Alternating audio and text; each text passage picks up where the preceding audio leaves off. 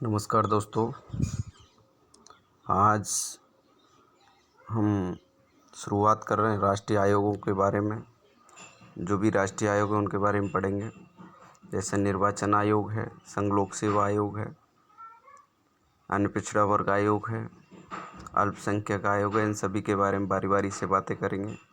तो आज अपना टॉपिक रहेगा निर्वाचन आयोग। निर्वाचन आयोग एक स्थायी और स्वतंत्र निकाय है। इसका संविधान में उल्लेख किया हुआ है। अनुच्छेद 324 के तहत निर्वाचन आयोग का गठन किया गया। क्या कार्य करता है? अनुच्छेद 324 के तहत ये जो आयोग है ये राष्ट्रपति का, उपराष्ट्रपति का, संसद का और राज्य विधानमंडल के चुनाव करवाता है। ये इसकी जिम्मेदारी है चुनाव आयोग की। ये आयोग राज्यों में होने वाले पंचायत चुनाव और निगम चुनाव नहीं करवाता है, क्योंकि इनके लिए राज्य निर्वाचन आयोग की अलग से व्यवस्था की गई है। तो इस तरह से जो राष्ट्रीय निर्वाचन आयोग एक स्थायी और स्वतंत्र निकाय है, अनुच्छेद 324 में इसका वर्णन किया गया है। इसका कार्य है चुनाव करवाना, जिसमें राष्ट्रपति का इलेक्शन करवाता है, उपराष्ट्रपति का इलेक्शन करवाता है, संसद का इलेक्शन करवाता है, संसद के दोनों सदन, राज्यसभा और लोकसभा और राज्य विधानमंडल। अब इसकी संरचना के बारे में बातें करें तो 1950 से लेके 15 अक्टूबर 1989 तक निर्वाचन आयोग केवल एक सदस्य आयोग था। इसमें केवल एक निर्वाचन आयुक्त होता था। उसके बाद इसको एक मुख्य निर्वाचन आयुक्त के अलावा दो अन्य निर्वाचन आयुक्त की नियुक्ति की गई। बाद में थोड़ा संशोधन हुआ, पुनः इसको एक सदस्य आयोग किया गया। लेकिन अक्टूबर 1993 से निर्वाचन आयोग 3 सदस्यीय आयोग है, जिसमें एक मुख्य निर्वाचन आयुक्त तथा 2 अन्य निर्वाचन आयुक्त होते हैं। सभी के वेतन भत्ते समान होते हैं, मुख्य निर्वाचन आयुक्त, अन्य निर्वाचन आयुक्त के। मुख्य निर्वाचन आयुक्त जो होता है इस आयोग के अध्यक्ष के रूप में कार्य करता है। अब इनकी नियुक्ति किसके द्वारा की जाती है? मुख्य निर्वाचन आयुक्त की नियुक्ति राष्ट्रपति के द्वारा की जाती है और अन्य निर्वाचन आयुक्त की नियुक्ति भी राष्ट्रपति के द्वारा की जाती है, लेकिन उसमें मुख्य निर्वाचन आयुक्त की सिफारिश जरूरी है। मुख्य निर्वाचन आयुक्त की सिफारिश पर अन्य निर्वाचन जो आयुक्त हैं 2, उनकी नियुक्ति की जाती है राष्ट्रपति के द्वारा। निर्वाचन आयोग की सलाह पर ही जो मुख्य निर्वाचन आयुक्त है उसकी सलाह पर ही जो प्रदेशों के, अन्य राज्यों के जो निर्वाचन आयोग हैं, राज्य निर्वाचन आयोग, उनके आयुक्तों की नियुक्ति भी राष्ट्रपति के द्वारा की जाती है। और राष्ट्रीय निर्वाचन आयोग अपन पढ़ रहे हैं तो इसमें कार्यकाल कितना होता है? इसमें 6 वर्ष या 65 वर्ष की आयु जो भी हो, या तो उससे 6 वर्ष हो गए हो या उसकी 65 वर्ष आयु हो गई, ये उसका कार्यकाल रहता है।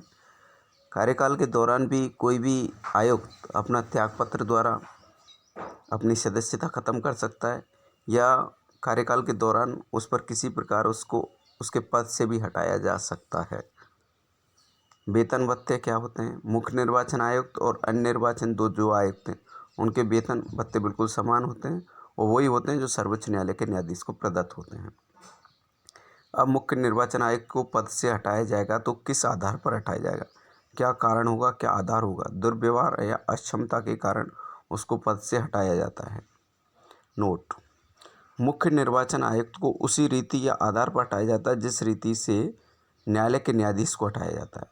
अर्थात कैसे हटाया जाता है कि उसके विरुद्ध संसद के दोनों सदन कोई संकल्प लाते हैं, उसको विशेष बहुमत से पारित करते हैं, और जब दोनों सदन उसको बारी बारी से पारित कर देते हैं तो राष्ट्रपति के द्वारा उस निर्वाचन आयुक्त को हटा दिया जाता है, मुख्य निर्वाचन आयुक्त को।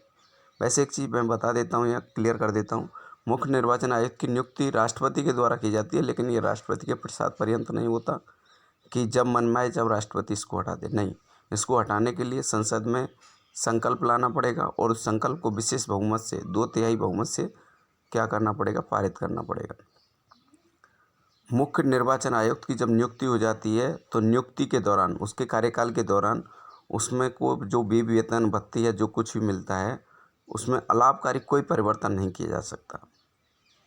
अन्य निर्वाचन आयुक्त और प्रादेशिक आयुक्तों को हटाने की प्रक्रिया कैसे होती है? राष्ट्रपति के द्वारा ही हटाया जाता है, लेकिन मुख्य निर्वाचन आयुक्त उसकी क्या करता है? सिफारिश करता है। यदि मुख्य निर्वाचन आयुक्त सिफारिश नहीं करेगा तो उनको नहीं हटाया जा सकता। मुख्य निर्वाचन आयुक्त की सिफारिश पर इनकी नियुक्ति राष्ट्रपति के द्वारा की जाती है। अब आयोग के कुछ कार्य हैं। आयोग के 3 प्रकार के कार्य हैं। जो निर्वाचन आयोग के 3 प्रकार, प्रशासनिक आयोग कार्य भी करता है, सलाहकारी कार्य भी करता है, अर्ध न्यायिक कार्य भी करता है। तो 3 प्रशासनिक, सलाहकारी, अर्ध न्यायिक। परिसीमन आयोग के आधार पर निर्वाचन क्षेत्रों का निर्धारण किया गया करने का कार्य चुनाव आयोग का होता है। परिसीमन आयोग ने जिस तरीके से बांटा हुआ क्षेत्र है वहाँ निर्वाचन क्षेत्रों का निर्धारण करना, मतदाताओं को पंजीकृत करना और निर्वाचक नामावली तैयार करना भी किसका काम है? आयोग का काम है। निर्वाचन तिथि का निर्धारण करना, राजनीतिक दलों को मान्यता या चुनाव चिन्ह जो आवंटित करने का काम भी चुनाव आयोग का होता है। आचार संहिता कब लगेगी, कब हटेगी, ये कार्य भी किसका होता है? निर्वाचन आयुक्त का होता है। यदि किसी कारण या कोई कारण हो रहा, उसके आधार पर वो क्या कर सकता है? कोई विपरीत परिस्थिति हो गई या लड़ाई दंगा हो गया, फसाद हो गया, जो कुछ भी हुआ, उसके आधार पर निर्वाचन आयोग निर्वाचन को रद्द भी कर सकता है। यदि विधान परिषद के सदस्यों की निरर्हता से संबंधित मसलों पर ये राज्यपाल जब मांगता है तो राज्यपाल को परामर्श भी देता है, चुनावी तंत्र का पर्यवेक्षण करता है। इस तरीके से आज हमने ये राष्ट्रीय निर्वाचन आयोग पढ़ा। जय हिंद, जय भारत।